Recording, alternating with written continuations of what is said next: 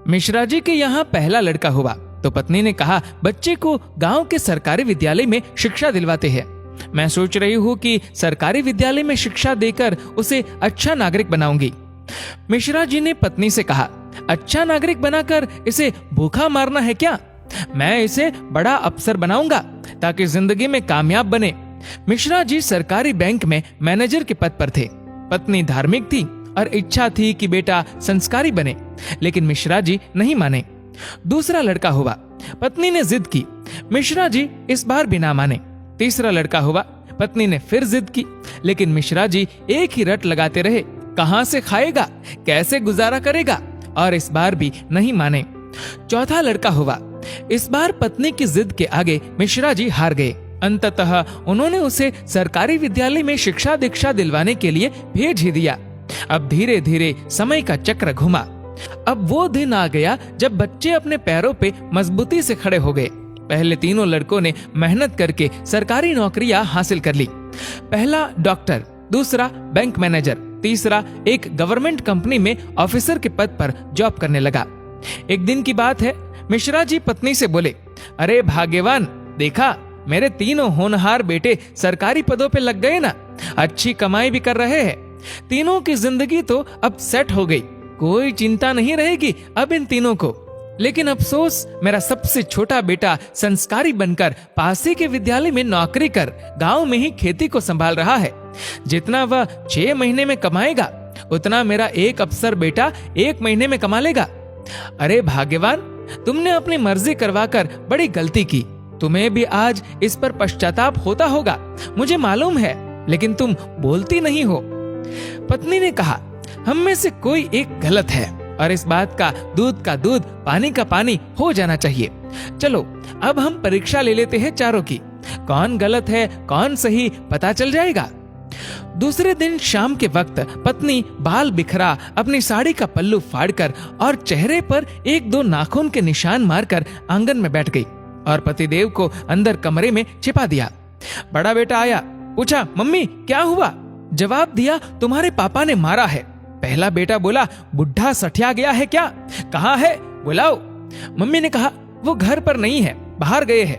पहला बेटा बोला, आए तो मुझे बुला लेना, मैं कमरे में हूँ, मेरा खाना निकाल दो, मुझे भूख लगी है। ये कहकर कमरे में चला गया। दूसरा बेटा आया, पूछा तो मम्मी ने वही जवाब दिया। दूसरा बेटा बोला, क्या पगला गए हैं इस बुढ़ापे में? उनसे कहना चुपचाप अपनी बची कुची जिंदगी गुजार ले। आए तो मुझे बुला लेना, और मैं खाना खाकर आया हूँ, सोना है मुझे। अगर आए तो मुझे अभी मत जगाना, सुबह खबर लेता हूँ उनकी। ये कहकर वो भी अपने कमरे में चला गया। तीसरा बेटा आया। वजह पता चलते ही वो तो आग बबूला हो गया। इस बुढ़ापे में अपनी औलादों के हाथ से जूते खाने वाले काम कर रहे हैं। इस बेटे ने तो मर्यादा की सारी हदें पार कर दी। ये कहकर अपने कमरे में चला गया। मिश्रा जी अंदर बैठे बैठे सारी बातें सुन रहे थे। ऐसा लग रहा था कि जैसे उनके पैरों के नीचे से जमीन खिसक गई हो और उनके आंसू नहीं रुक रहे थे। किस तरह इन बच्चों के लिए दिन रात मेहनत करके इन्हें पाला पोसा, बड़ा आदमी बनाया, जिनकी तमाम गलतियों को मैंने नजरअंदाज करके आगे बढ़ाया, और ये ऐसा बर्ताव अब तो बर्दाश्त ही नहीं हो रहा। इतने में चौथा बेटा घर में ओम ओम ओम करते हुए अंदर आया। माँ को इस हाल में देखा तो भागते हुए आया। पूछा तो माँ ने अब गंदे गंदे शब्दों में अपने पति को बुरा भला कहा। तो चौथे बेटे ने माँ का हाथ पकड़कर समझाया कि माँ, आप पिताश्री की अर्धांगिनी हो, वो आपके बिना अधूरे है। अगर पिताजी ने आपको कुछ कह दिया तो क्या हुआ? मैंने पिताजी को आज तक आपसे बदतमीजी से बात करते हुए नहीं देखा। वो आपसे हमेशा प्रेम से बातें करते हैं।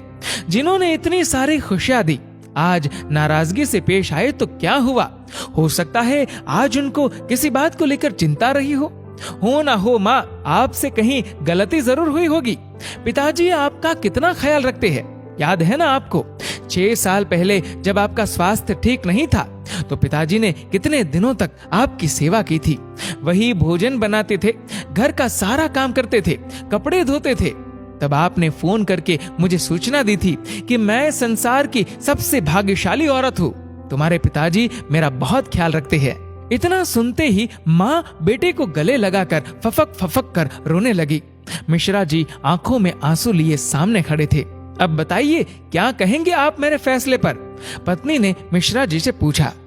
मिश्रा जी ने तुरंत अपने बेटे को गले लगा लिया। मिश्रा जी की धर्म पत्नी ने कहा, यह शिक्षा इंग्लिश मीडियम स्कूलों में नहीं दी जाती।